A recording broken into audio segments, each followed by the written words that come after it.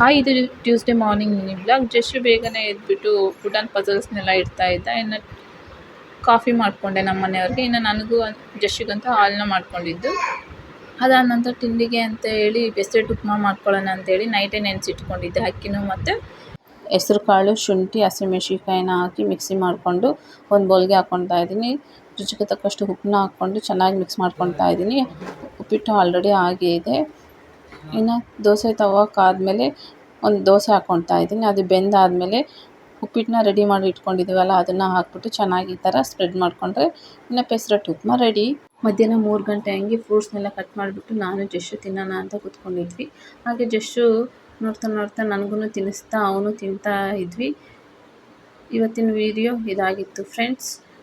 ಈ ವಿಡಿಯೋ ನಿಮ್ಗೆ ಇಷ್ಟ ಆದರೆ ಒಂದು ಲೈಕ್ ಮಾಡಿ, ಹಾಗೆ ಸಬ್ಸ್ಕ್ರೈಬ್ ಮಾಡ್ಕೊಳ್ಳಿ, ಹಾಗೆ ಫಾಲೋ ಮಾಡಿ. Thank you so much.